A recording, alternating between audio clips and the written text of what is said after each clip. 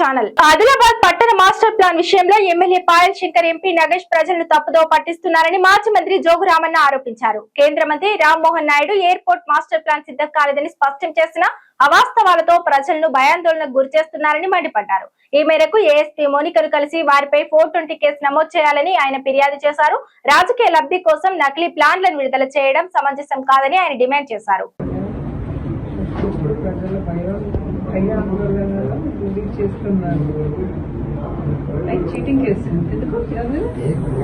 అసలు master plan ఇంకా తయారైంది.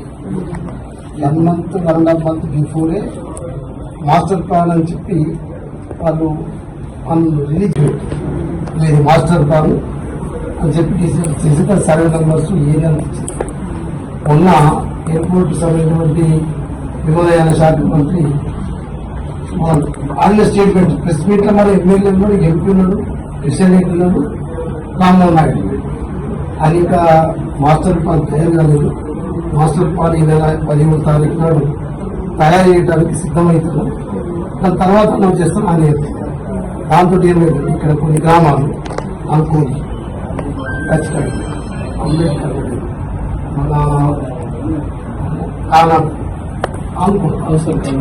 మన సోనాలి గారి వీళ్ళు ఏమంటారు, అక్కడ పాపం పట్టదారుల భూములు అమ్ముకుందామంటే కూడా ఎయిర్పోర్ట్ వస్తుందని చెప్పి అమలిస్తారు. అమ్ముకుందామంటే ప్రాబ్లం వస్తుంది. మరి ఎక్కడ పోతే తెలియదు. వీళ్ళు 1.5 month ముందే ఇగో ఇక్కడ ఇది మాస్టర్ ప్లాన్ అని చెప్పి వీళ్ళు రిలీజ్ చేసి ఇట్లా ప్రచారం చేయడం, ప్రజలను భయాందోళనకు గురి చేయడం, అది ఎక్కడ రాదు. ఎయిర్పోర్ట్ రావాలి కానీ రాకముందు ఎందుకు ఇది మాస్టర్ ప్లాన్ అని చెప్పి ప్రచారం చేయడం.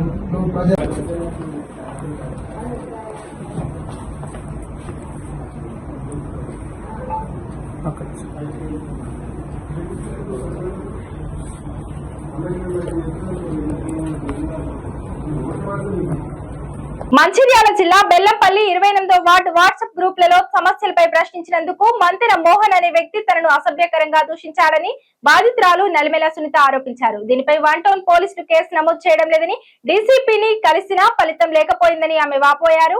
మహిళని కూడా చూడకుండా అవమానించిన సదరు వ్యక్తిపై చర్యలు తీసుకోవాలని ఆమె కోరారు. అయితే సుప్రీంకోర్టు మార్గదర్శకాల ప్రకారం ఇలాంటి పోస్టులపై పోలీసులు నేరుగా కేసు నమోదు చేయరని, న్యాయస్థానాన్ని ఆశ్రయించాలని సిఐ వివరణ ఇచ్చారు. సార్ మాది బెల్లంపల్లి. నేను మెడికల్ నర్సుగా శ్రీనిధి హాస్పిటల్లో పనిచేస్తున్నా. గౌట్ అప్రెంటిస్ కూడా చేస్తున్నా నేను. మాది బెల్లంపల్లి 28వ వార్డు. మాకు ఒక సోషల్ మీడియా తరఫున మాకు ఒక 28వ వార్డులో 2-3 గ్రూప్స్ ఉన్నాయి సార్. మాకు ప్రజా సమస్యల గురించి కానీ మాకు ఏదైనా ప్రాబ్లం వచ్చింది అంటే మా వార్డు లెవెల్లో మేము మాట్లాడుకుంటాం. అంతకుముందు ఎలక్షన్ల టైంలో కూడా నేను గ్రూప్లో కాంగ్రెస్ పార్టీ తరఫున కొంచెం మాట్లాడినా సార్ నేను.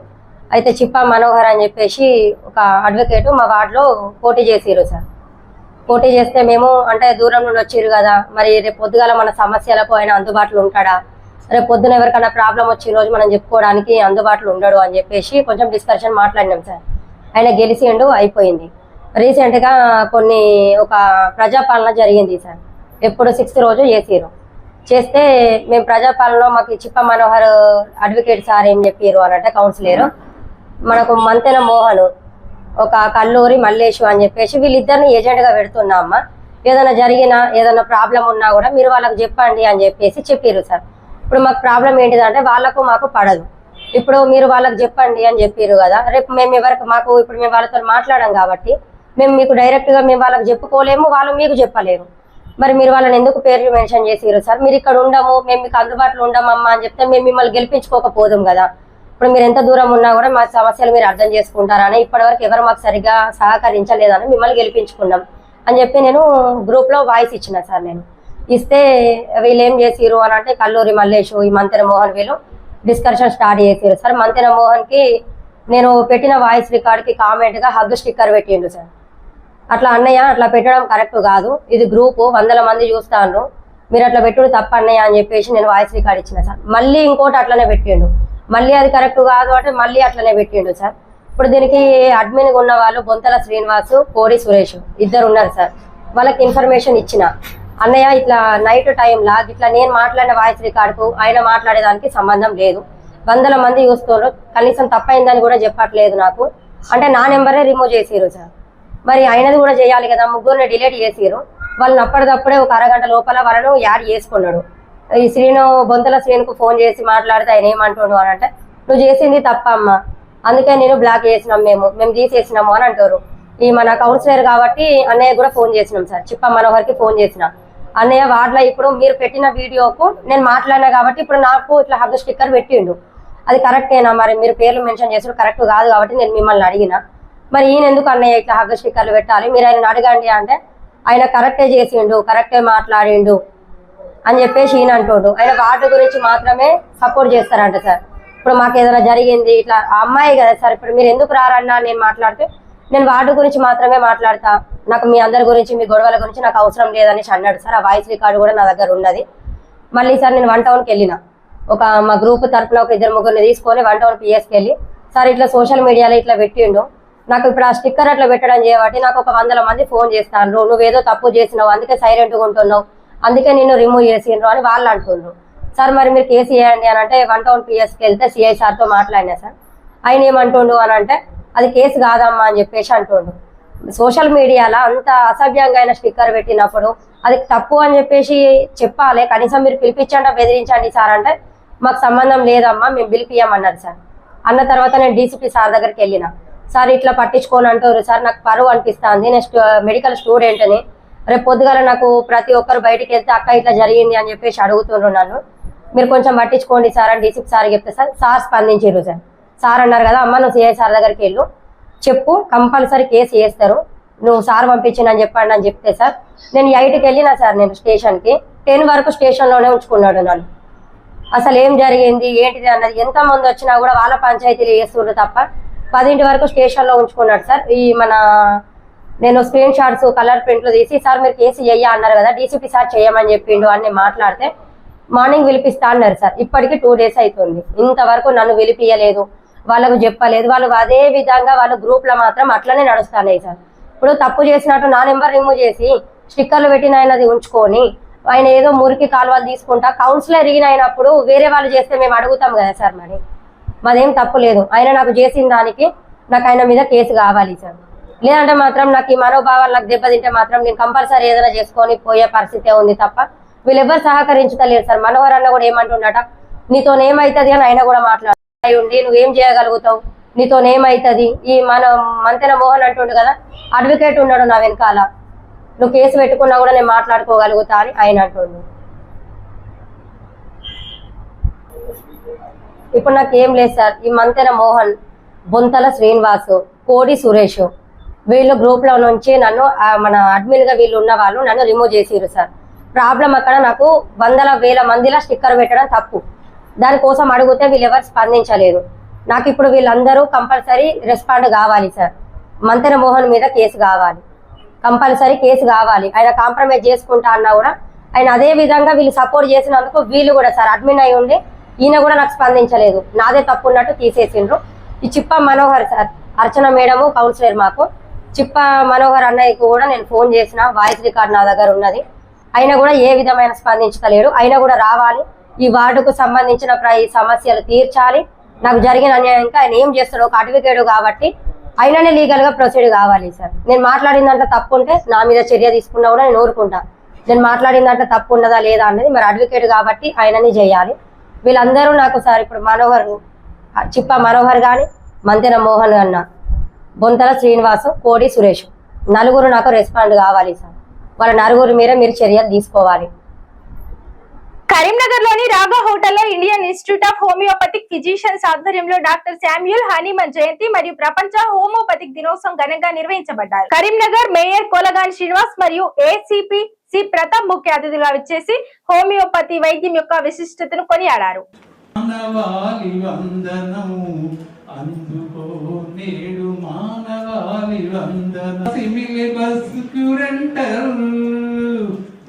కనుగొన్న శోధగా అమరత్వం పొందినావో హానిమాన్ హరివందనం.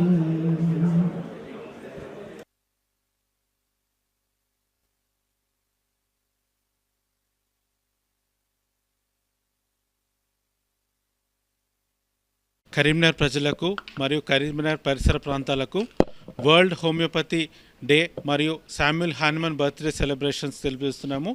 ఈ సందర్భంగా ఐహెచ్పి తెలంగాణ కరీంనగర్ యూనిట్, నేను doctor Kodityala Srinivas, IHP president Karimnagar unit, ఈరోజు ఐహెచ్పి ద్వారా కరీంనగర్ యూనిట్ ద్వారా దాదాపుగా 70 మంది డాక్టర్స్ విత్ ఫ్యామిలీస్ అందరు సమావేశం చేసుకోవడం జరిగింది.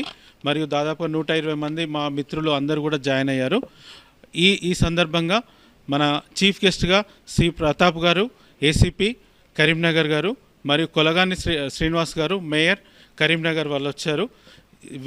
ఇద్దరికి కరీంనగర్ ఐహెచ్పి తరఫున మా యొక్క శుభాకాంక్షలు. ప్లస్ బర్త్డే సెలబ్రేషన్ సందర్భంగా ఈ యొక్క హోమియోపతి డే సందర్భంగా ఈ యొక్క ఇక్కడికి వచ్చేటటువంటి అందరికీ కూడా, ఈ డాక్టర్స్ అందరికీ కూడా హృదయపూర్వక అభినందనలు తెలియజేసుకుంటాను. ముఖ్యంగా ఈ యొక్క కార్యక్రమం ఆర్గనైజ్ చేసినటువంటి మన యొక్క కొడిమేల శ్రీనివాస్ గారికి, అట్లాగే రెడ్డి సార్ గారికి, మిగతా సీనియర్ డాక్టర్స్ అందరికీ కూడా అభినందనలు తెలియజేసుకుంటున్నాను. ఈ కార్యక్రమంకి వచ్చేటటువంటి మన యొక్క నగర మేయర్ శ్రీనారాయణ గారికి, అట్లాగే మిగతా అందరూ కూడా ఈ యొక్క సాయంకాల సమయంలో అభినందనలు తెలియజేసుకుంటున్నాను. ఇది ఒక మంచి కార్యక్రమం. తెలంగాణ రాష్ట్ర వ్యాప్తంగా ఆర్టిజన్ కార్మికుల సమస్యల పరిష్కారం కోరుతూ టీవీఏ ఆధ్వర్యంలో చేపట్టిన మెరుపు సమ్మె 3వ రోజుకు చేరుకుంది. ఉమ్మడి కరీంనగర్ జిల్లా కన్వీనర్ గూగులతో శివకృష్ణ మరియు చైర్మన్ గన్ను నరేందర్ రెడ్డి నేతృత్వంలో కార్మికులు అన్ని సర్కిల్స్ కార్యాలయాల ముందు నిరసనలు చేపట్టారు.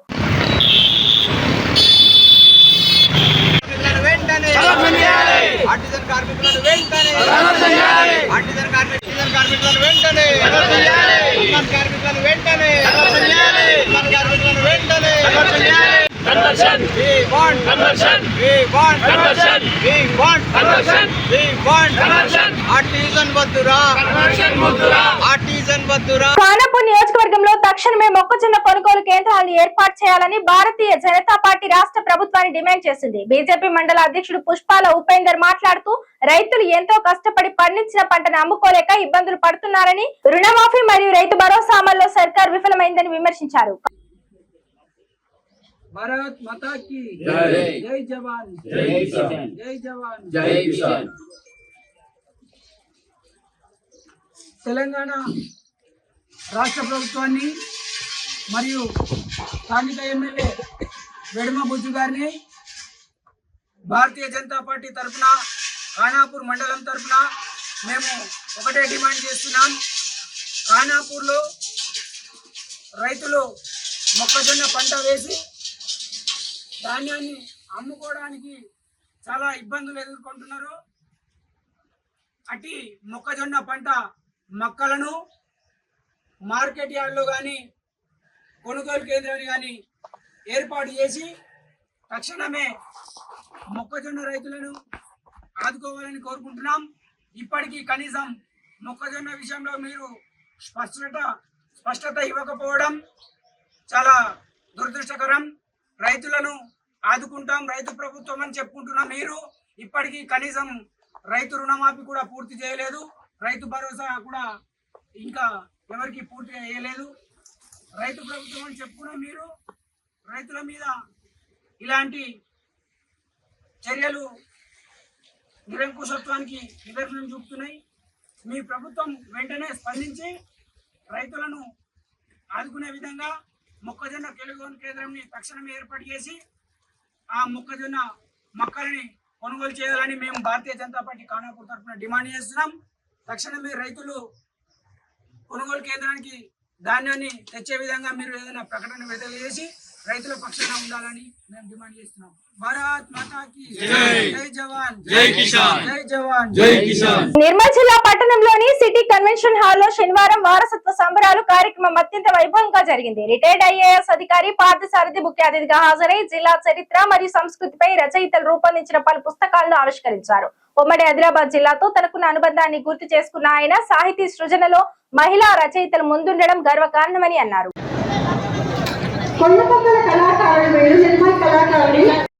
కవితలు కథానికలు రాయించి పుస్తకాల రూపంలో 2 పుస్తకాల రూపంలో తీసుకొచ్చాం.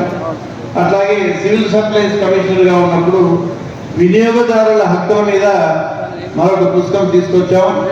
నేను ప్రిన్సిపల్ సెక్రటరీ వ్యవసాయ శాఖకు ఉన్నప్పుడు విత్తనం మీద కూడా ఒక అవగాహన చేసి వాళ్ళ ద్వారా ఒక మనో పుస్తకాన్ని తీసుకోవడం జరిగింది. ఈ రకంగా అంటే ఈ వేదికని ప్రభుత్వ పరంగా కూడా ఎన్నో అంశాలకి వినియోగించుకోవడం జరిగిందని సందర్భంగా తెలియజేస్తూ, దీంతో చాలా విభాగాలున్నాయండి. బాలులకి, బాలికలకి, యువకులకి అనువాదానికి కూడా ఒక విభాగం ఉంది. అక్షరాల్లో ఏదైనా పుస్తకం అనువాదం అవసరమైతే ఈ అనువాదం చేసే విభాగం దాన్ని బాధ్యత తీసుకుంటుంది. అట్లాగే కళ సంబంధించిన అంశాలని చూడడానికి కూడా ఒక విభాగం ఉంది. ప్రతి సంవత్సరం అంతర్జాతీయ మహిళా దినోత్సవము, మాతృభాష దినోత్సవము, లేకపోతే మాతృ దినోత్సవం, ఈ రకంగా బతుకమ్మ కానీ వివిధ పండుగల సందర్భంలో కూడా ఈ కార్యక్రమాలని చేసి రచయితలకి, కవయిత్రులకి రకరకాల పురస్కారాలు ఇవ్వడము అక్షరాన్ తరఫున జరుగుతూ ఉంది. బహుశా నాకు తెలిసినంత వరకు ప్రపంచంలో ఇంత పెద్ద సంస్థ, ఒక 1500 మంది మహిళా రచయితలు, కవయిత్రులు కలిపిన ఒక ఆర్గనైజేషన్ ఉండడం అనేది మన హైదరాబాద్లో ఒక పెద్ద గొప్ప కార్యంగా మనం భావించాలి. జగిత్యాల జిల్లా గ్రంథాలయ చైర్మన్ గా ధర్మపురి నియోజకవర్గానికి చెందిన సంగనబట్ల దినేష్ శనివారం ప్రమాణ స్వీకారం చేశారు. మంత్రి అడ్లూరి లక్ష్మణ్ కుమార్, ఎమ్మెల్యేలు డాక్టర్ సంజయ్ కుమార్, శ్రీనివాస్ మరియు ఇతర ప్రముఖుల సమక్షంలో ఈ కార్యక్రమం వైభవంగా జరిగింది. కాంగ్రెస్ పార్టీలో విధేయుడిగా ఉన్న దినేష్ కు ఆ అవకాశం దక్కడం పట్ల నాయకులు హర్షం వ్యక్తం చేశారు.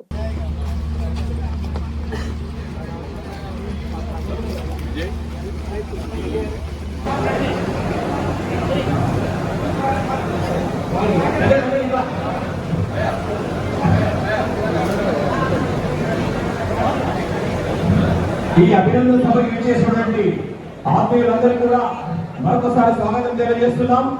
సంగనబట్ల దినేష్ అనే నేను తెలంగాణ ప్రభుత్వం చేసిన శాసనం మేరకు జిల్లా గ్రంథాలయ సంస్థ జగిత్యాల జిల్లా చైర్మన్ గా పదవి బాధ్యతలను స్వీకరిస్తూ నా ఈ అధికార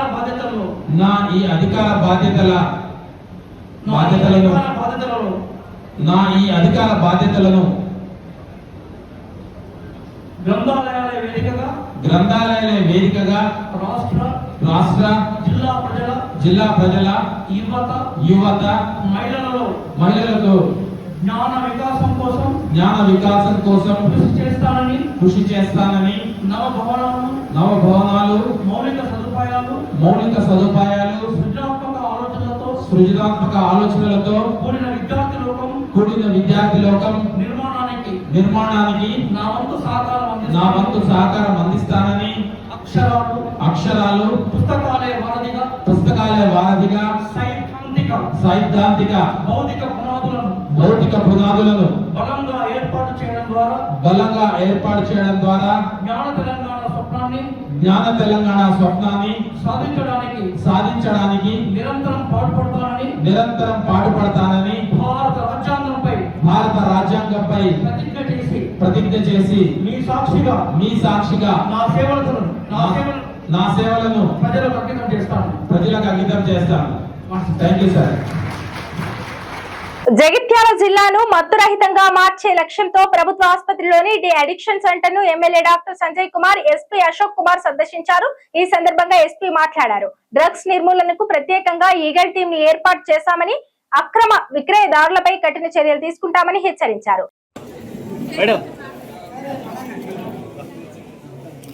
సందీప్ సాంగ్లీ ఐపీఎస్ సార్ మార్గదర్శనంలో మనం చాలా ప్రోగ్రామ్ చేస్తూనే ఉంటున్నాం. ఎన్ఫోర్స్మెంట్ కింద మనం చాలా డ్రగ్ కేసెస్ ఐడెంటిఫై చేసి అక్యూజ్ కి జైల్లో పంపిస్తున్నాం.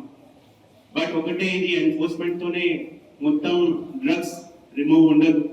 ఎందుకంటే ఇది ఒక లా అండ్ ఆర్డర్ ఇష్యూ కాకుండా ఇది ఒకటి సోషల్ ఇష్యూ, ఇది ఒక పబ్లిక్ హెల్త్ ఇష్యూ.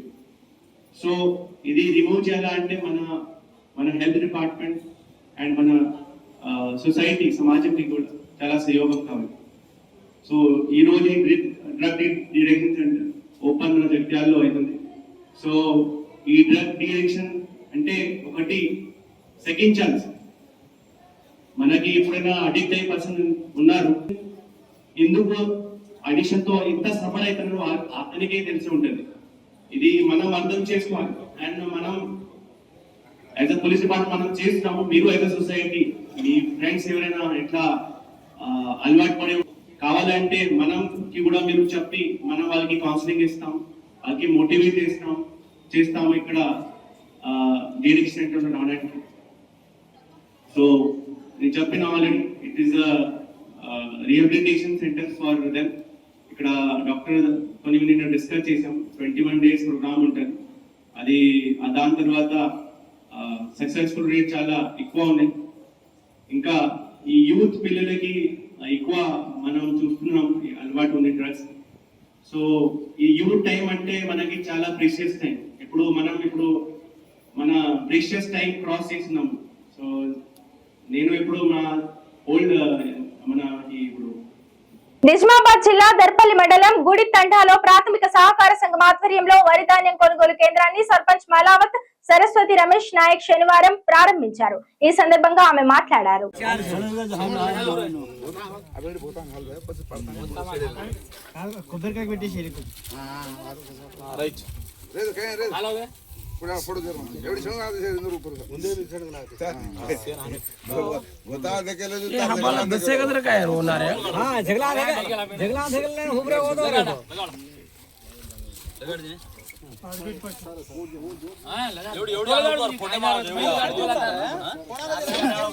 లాస్ట్ కు ధాన్యం పట్టుకొని ఫోటో దిగు.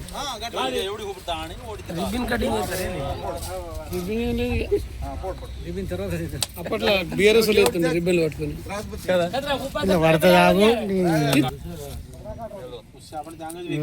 మీరు మాట్లాడదు కొట్టురు కొబ్బరికాయలు కొట్టురే ఆగే బాబు.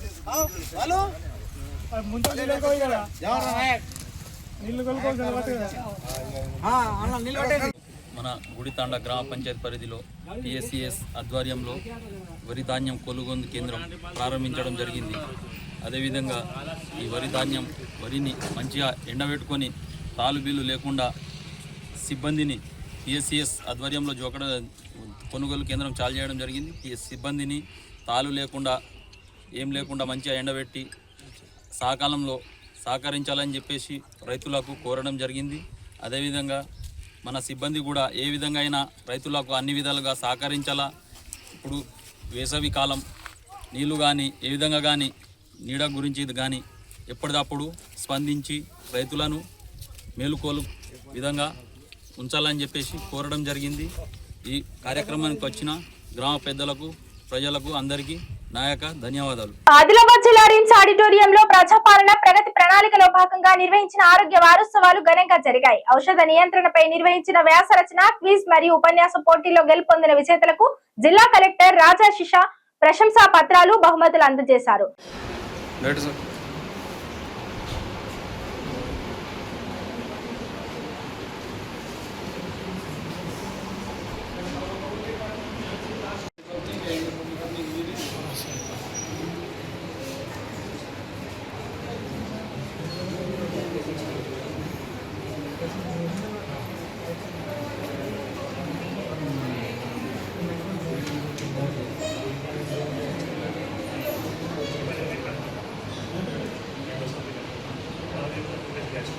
రానున్న ఎన్నికల్లో బీజేపీ, బీఆర్ఎస్ కలిసి పోటీ చేస్తాయన్న ప్రచారాన్ని ఖండించారు నిజామాబాద్ ఎంపీ ధర్మపురి అరవింద్. ఈ రెండు పార్టీల మధ్య పొత్తు ఉండదని తేల్చేశారు. లీడర్, క్యాడర్ లేని పార్టీ బీఆర్ఎస్ అని ఘాటుగా విమర్శించారు. అవినీతి అహంకారంతో కూడిన పార్టీతో మాకేంటి పొత్తు అని విమర్శలు చేశారు. ఆదివారం ఉదయం ఉమ్మడి కరీంనగర్ జిల్లాలో మీడియా సమావేశంలో ఆయన మాట్లాడారు. మహిళా రిజర్వేషన్లు, నియోజకవర్గాల పునర్విభజన వంటి అంశాలపై మాట్లాడారు.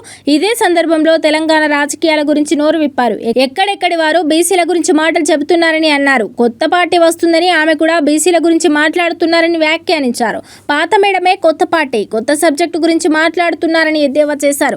బీసీల గురించి మాట్లాడే హక్కు కాంగ్రెస్ పార్టీకి ముమ్మాటికి లేదని అన్నారు. తనకు ఎంపీ లక్ష్మణ్ కు ఎలాంటి గ్యాప్ లేదన్నారు. గడిచిన 9 ఏళ్లుగా తను చిట్చాట్ చేయలేదన్నారు. తాను పార్టీ వ్యతిరేక కార్యకలాపాలకు పాల్పడితే అనుకూల పనులు చేసేదెవరని ప్రశ్నించారు. కవిత పార్టీకి సీఎం రేవంత్ రెడ్డి ఫండింగ్ ఇస్తున్నారని మరొక ఆరోపణ చేశారు ఎంపీ అరవింద్. కులాల వారీగా హిందువులను విడదీసేందుకు ముఖ్యమంత్రి చేయిస్తున్నారని ఆరోపించారు. ఆయనకు బాధ్యత ముఖ్యమంత్రికి ఇస్తే 10 ఏళ్ళు సెక్రటరీ అడుగుపెట్టలే, అపోజిషన్ పార్టీ లీడర్గా ఇస్తే ఈరటి వరకు అసెంబ్లీలో అడుగుపెట్టలే. పీకనిక రాజకీయాలు చేస్తున్నా కేసీఆర్. ఎక్కడ అలయన్స్ అండి? దేనితో అలయన్స్? అలా లీడరు లేడు, ఆ పార్టీ లేదు నా దృష్టిలో. శాస్త్రి గారు మీరు అంత సీనియరు, మా నాయన రాజకీయాలు చూసినారు, ఈ రాష్ట్రంలో రాజకీయాలు పొలిటికల్ అలయన్స్ అని చూసిన వాళ్ళే కదా మీరు. 2004లో కాంగ్రెస్ పార్టీ ప్రభుత్వంలోకి పెద్ద ఎత్తున వచ్చింది. ఆ టైంలో ఆ గాలి ఉన్నప్పుడు 42 సీట్లు ఇచ్చిండ్రు టీఆర్ఎస్కి. ఎన్ని ఉండే వాళ్ళు? ఒకడే ఎమ్మెల్యే ఉండే, లింగులు ఇటుకమని కేసీఆర్ ఒకడే ఉండే. ఒక్కటి ఉంటే 42. ఎందుకు ఇచ్చారు? తెలంగాణ వాదం బలంగా ఉందని ఇచ్చారు. ఇప్పుడు ఏం వాదం ఉందండి బలంగా? టీఆర్ఎస్ అంటే కరప్షను, టీఆర్ఎస్ అంటే ఆరోగెన్సు, కొవ్వు, డ్రగ్సు. వీళ్ళతో ఏం అలయన్స్ పెడతారండి? దేనికోసం అలయన్స్? ఇవాళ మా వాదం దేశవ్యాప్తంగా భారతీయ జనతా పార్టీ ఐడియాలజీ, మా జాతీయతాభావం, మా హిందుత్వవాదము, ఇవన్నీ ప్రజలలో ఎక్కడ ఎలక్షన్లు అయినా బీజేపీ వాదాన్ని, బీజేపీ ఐడియాలజీని బలపరుస్తున్నారు.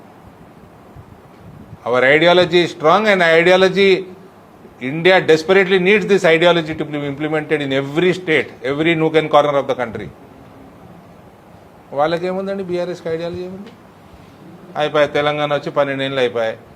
సర్ప్లస్ స్టేట్ని కేసీఆర్ అనేటోడు లక్షల కోట్ల అప్పులు ముంచిండు, మొత్తం డ్యామ్లన్నీ ఇరిగిపెట్టేట్టు కట్టిండు, వ్యవస్థ మొత్తం నాశనం చేసిండు, మీకు ఆరోగ్యశ్రీ హెల్త్ ఇన్సూరెన్స్ నాశనం చేసిండు, ఇండ్లు కట్టియలేదు, మీకు రోడ్లు వేయలేదు, గ్రామ పంచాయతీలు నాశనం చేసిండు, మీకు మొత్తం ఫీ రీఎంబర్స్మెంట్లు నాశనం చేసిండు, మీకు ఒక ఎంప్లాయ్మెంట్ సిస్టమ్ని నాశనం చేసిండు.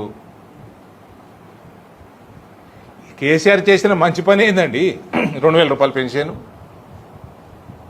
అప్పులు చేసుకుంటే పెన్షన్ ఇచ్చిండు, అంతేనా? ఇంకేం చేసిండు? పవర్ సెక్టార్లో కరెంట్ ఇచ్చిన అంటాడు, అది మొత్తం స్కాము, అప్పులు చేసి స్కాము. డ్యామ్లు ఎట్లా కడతారా అండి?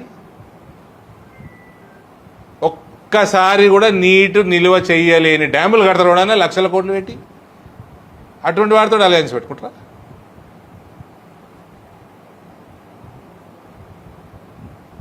So alliance question doesn't arise, especially in 2026 when we are almost 2.5 years away from election.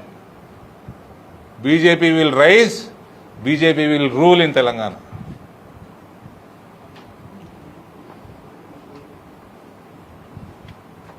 ఇంకేమైనా ఉందా డౌట్? మొత్తం బట్టలిపది ఇచ్చారు బీఆర్ఎస్ని. కేసీఆర్ ముక్కుకి ఇంతకుముందు ఉన్నంత షార్ప్నెస్ లేదండి, అయిపోయింది కేసీఆర్. కేటీఆర్ కూడా ఓటేయాలండి, కవితనే వాళ్ళ చెల్లెనే ఓటేయదు కేటీఆర్కి. ఇక మీరు మేమేమెత్తాం?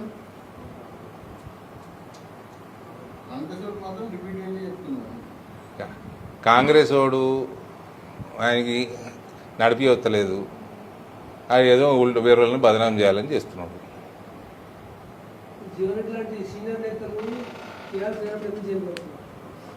ఆ సంజయ్ కుమార్ కూడా టీఆర్ఎస్లో యాక్టివ్ అవుతాడు. ఏం చేస్తాడు జీవన్ రెడ్డి? ఇప్పుడు సంజయ్ కుమార్ ఇళ్ళకి వచ్చి పొగబెట్టిండు. ఫైనల్గా ఈయన పోయే టైంకి నేను పార్టీ మారలేదు అంటున్నాడు సంజయ్ కుమార్. జీవన్ రెడ్డి గారు నా లెక్క ప్రకారం తొందరపడ్డాడు. బీఆర్ఎస్ పార్టీ రానున్న కాలంలో ఉండబోదు. It is going to be a straight Congress versus BJP state, like multiple states in this country.